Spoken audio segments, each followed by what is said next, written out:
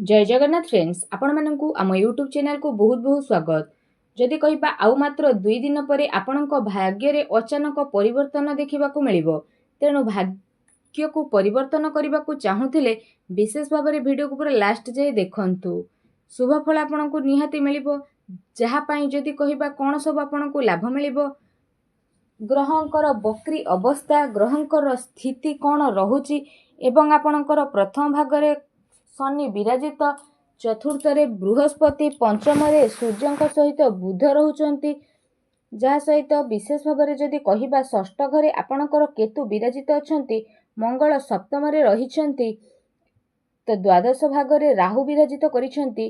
तो ग्रह मानकर एपरी स्थिति जदि आमे कहिबा तो आपणक जीवन में कौन सब नुआ परिवर्तन नहीं आसुची, कौन खुशी आपणक जीवन में आसीबो आगामी 2 दिन में निश्चिंत भाव में आमे जानिबा। ए वीडियो रे बहुत किछि जानिबा। विशेष भाव में जदि कहिबा ए 2 दिन स्थिति रे ए केतोटी दिन रे आपणकर स्थिति रे महापरिवर्तन आसीबो। तेणु वीडियो को पूरा लास्ट पर्यंत देखंतु। जदि कहिबा ग्रहराज शनि द्वारा विशेष भाव में आपणक जीवन में बहुत बड़ परिवर्तन आसीबो। आपणक जीवन में यूटर्न आसीबो। शनि बक्री अवस्था रे रहिबे तो स्थिति रे परिवर्तन मध्ये देखिबा पई मिलिबो।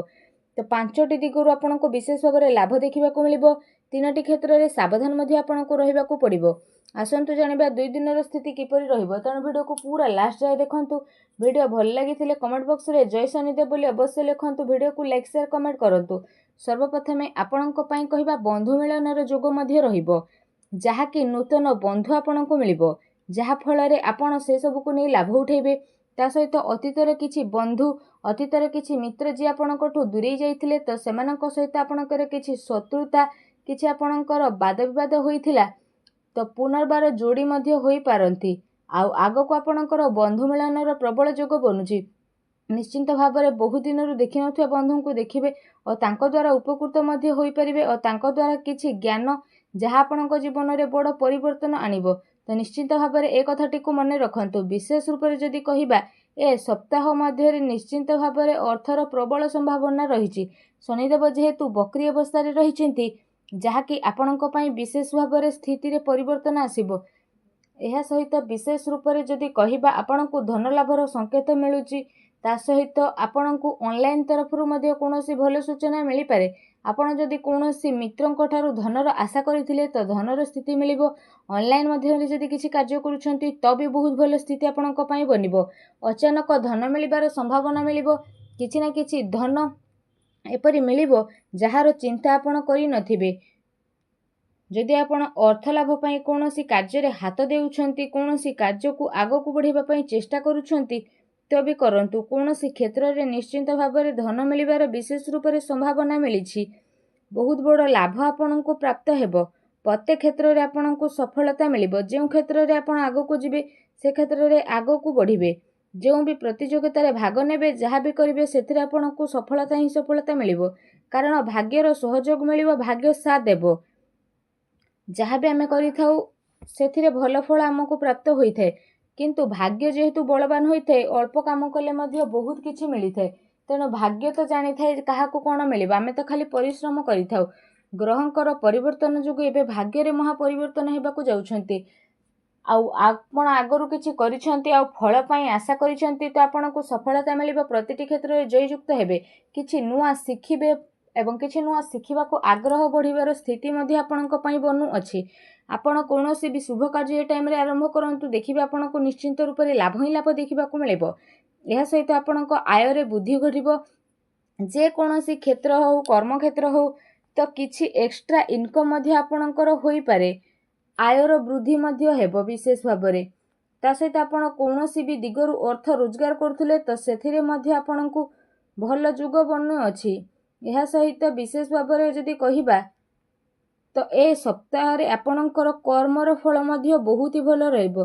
कर्मर स्थिति रे भल जोग मध्ये बनु अछि, जहा कि जे कोनोसी कार्य आपण करंतु ना काहेकि तो आपणको पई स्थिति बहुत ही भल रहिबो। किछि बाधा आपणको मिलुथिला तो बाधा रे परिवर्तन आसीबो। तो विशेष रूप से जदि आमे कहिबा स्थिति बहुत भल रहिबो।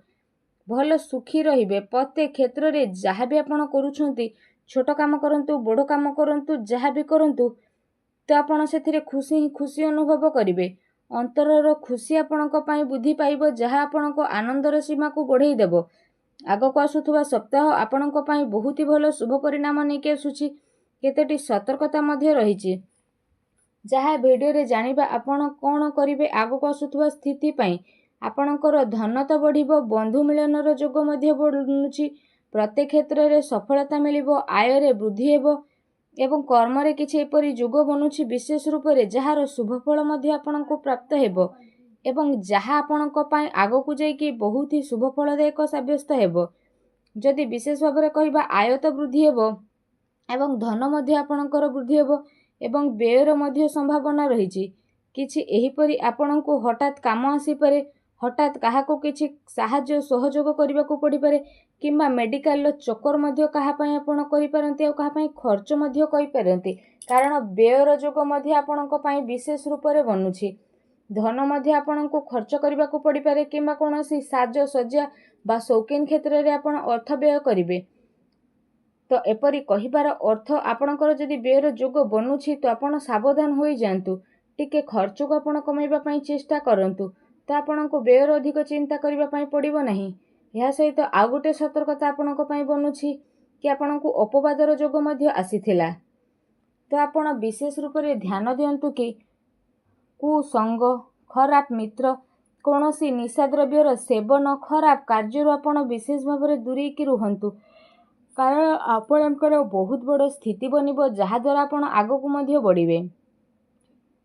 କୌଣସି କୁସଙ୍ଗ ଆପଣଙ୍କର ରହିଛି, ଖରାପ ସାଙ୍ଗଙ୍କ ସହ ମିଶିବା, ଯାହାକୁ ଆପଣ ଜାଣିଛନ୍ତି ସେ ବ୍ୟକ୍ତି ଖରାପ କିନ୍ତୁ ତାଙ୍କ ସହ ଆପଣ ସାଙ୍ଗସାଥି ହେଉଛନ୍ତି, ସେ ମିତ୍ର ହୁଅନ୍ତୁ ବା ବନ୍ଧୁ, କିନ୍ତୁ ଧର୍ମକ୍ଷେତ୍ରରେ ଆସୁଥିବା ସ୍ଥିତିରେ ଆଦୌ ମିଶନ୍ତୁ ନାହିଁ। ସମ୍ପୂର୍ଣ୍ଣ ଦୂରତା ଆପଣ ମେଣ୍ଟେନ୍ କରନ୍ତୁ, ଯାହା ଆପଣଙ୍କୁ ଆଗକୁ ନେବ। ଅଯଥାରେ ଆପଣ ବିବାଦରେ ପଡ଼ି ମଧ୍ୟ ପାରନ୍ତି। ଅପବାଦର ମଧ୍ୟ ଯୋଗ ବନୁଛି। ଯଦି ଆପଣ ସତର୍କତା ଅବଲମ୍ବନ କରିବେ ତ ବହୁତ ଭଲ ସ୍ଥିତି ରହିବ। କାହା ସହିତ ଭୁଲରେ ବି କଳି ଝଗଡ଼ା କରନ୍ତୁ ନାହିଁ, କାହା ସହ ବିବାଦରେ ମଧ୍ୟ ପଡ଼ନ୍ତୁ ନାହିଁ। ଭାବି ଚିନ୍ତିକି ଆପଣ କାର୍ଯ୍ୟ କରନ୍ତୁ। ଦେଖିବେ ଛୋଟ ଛୋଟ କଥାକୁ ଯଦି ଆପଣ ଧ୍ୟାନ ଦିଅନ୍ତି ତ ଏ ସପ୍ତାହଟି ଆପଣ ସକାରାତ୍ମକ ହୋଇକି ରହିବେ। ଆଉ କିଛି ନା କିଛି ସ୍ଥିତିରେ ଆପଣଙ୍କୁ ସକ୍ସେସ୍, ଅର୍ଥ ଲାଭ ଏବଂ ବନ୍ଧୁ ମିଳନ ମଧ୍ୟ ହୋଇଯିବ। ଯାହା ଚାହିଁବେ ସେ ସବୁ ମଧ୍ୟ ଆପଣ ପ୍ରାପ୍ତ କରିପାରିବେ। ଆଉ ସକାରାତ୍ମକ ରୁହନ୍ତୁ, ଭଲ ବ୍ୟକ୍ତିଙ୍କ ସହ ମଧ୍ୟ ଆପଣ ମିଶନ୍ତୁ। ଏହା ସହ ଜୀବନରେ କିଛି ନୂଆ କରିବା ପାଇଁ ମଧ୍ୟ ଆପଣ ଚେଷ୍ଟା କରନ୍ତୁ ଏବଂ ସକାରାତ୍ମକ ରୁହନ୍ତୁ ଏବଂ କିଛି ପରିବର୍ତ୍ତନ ନିଜ ଜୀବନରେ ଆଣନ୍ତୁ। ଦେଖିବେ ଆପଣଙ୍କ ଜୀବନରେ ନିଶ୍ଚିନ୍ତ ରୂପରେ ବହୁତ ଚମତ୍କାର ପରିବର୍ତ୍ତନ ଆଣି ଆସିବ। ଯାହା ଆପଣଙ୍କ ଜୀବନରେ ଆସିନଥିଲା ଏବେ ସେ ସବୁ ଆପଣଙ୍କ ଜୀବନରେ ଆସି ମଧ୍ୟ ଯିବ ଓ ନିଶ୍ଚିନ୍ତ ପ୍ରତ୍ୟେକ ଭାବରେ ଆପଣ ଲାଭ ଉଠିପାରିବେ। ତା ସହିତ ଶନି ଯେହେତୁ ବକ୍ରି ଅବସ୍ଥାରେ ଅଛନ୍ତି ତ ପ୍ରତ୍ୟେକ କ୍ଷେତ୍ରରେ ଲାଭ ହିଁ ଲାଭ ଆପଣଙ୍କୁ ଦେଖିବାକୁ ମିଳିବ। ତ ସଦାସର୍ବଦା ଭଲ ଦିଗରେ ଚାଲନ୍ତୁ, ଠିକ୍ ଚାଲନ୍ତୁ।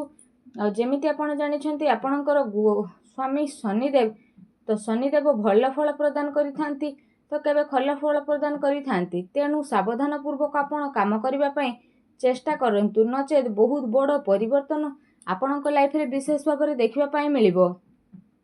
ରାଶିର ସ୍ୱାମୀ ଯେହେତୁ ସିଏ, ତ ଆପଣଙ୍କୁ ବଡ଼ ପରିବର୍ତ୍ତନ ଦେଖିବା ପାଇଁ ମିଳିବ। ତ ଆସୁଥିବା ସପ୍ତାହରେ ଆପଣଙ୍କ ଜୀବନରେ ନିହାତି ଭାବରେ ଦେଖିବା ପାଇଁ ମିଳିବ। ବିଶେଷ ରୂପରେ ଏ କଥାକୁ ଧ୍ୟାନ ଦିଅନ୍ତୁ ଏବଂ ଆଗାମୀ ଜୀବନ ପାଇଁ କିଛି ସତର୍କତା ଅବଲମ୍ବନ କରନ୍ତୁ। ଭିଡ଼ିଓଟି ଭଲ ଲାଗିଥିଲେ ଭିଡ଼ିଓଟିକୁ ଲାଇକ୍ କରନ୍ତୁ ଓ କମେଣ୍ଟ ବକ୍ସରେ ଜୟ ଶନିଦେବ ବୋଲି ଅବଶ୍ୟ ଲେଖନ୍ତୁ। ଧନ୍ୟବାଦ।